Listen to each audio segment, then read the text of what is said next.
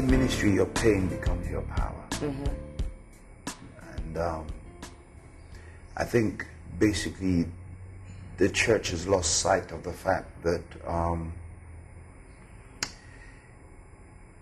there is a calling into the sufferings, the fellowship of the sufferings of Christ.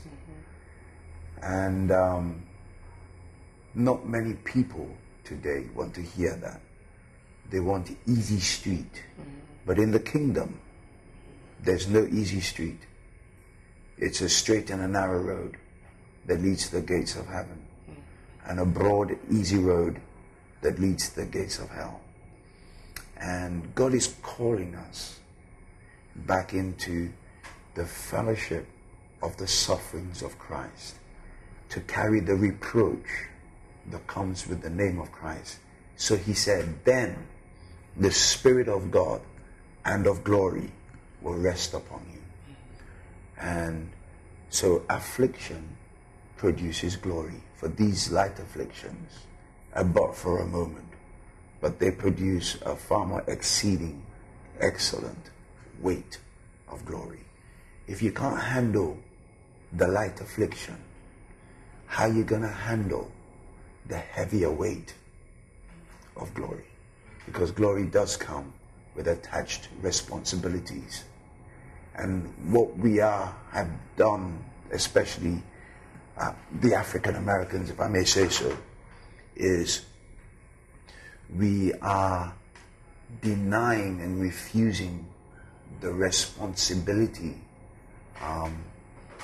that God wants us to carry. We've got to be responsible.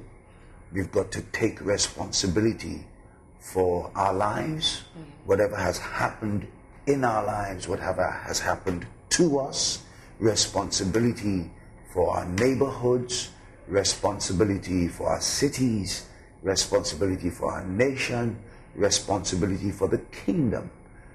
And now, if you can't take responsibility for your family and for that child that you had out of wedlock, who you're denying is not your child, and you can't be responsible to pay the school fees and make sure that child has a decent education, how are you going to carry the responsibility of the government of God that rests upon your shoulders? For the government shall rest upon his shoulders. Whose shoulders?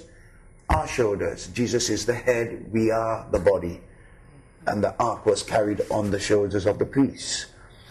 The kingdom call right now is to call people to begin to take responsibility, first and foremost, for their lives, for their families, then for their neighborhoods, and then for the kingdom.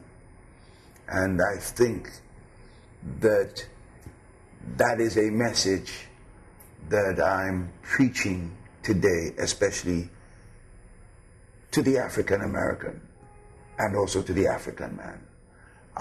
Africa as a continent is very, very corrupt and so on and so forth. And it's time for us to be responsible. It's time for us to take responsibility. It's time.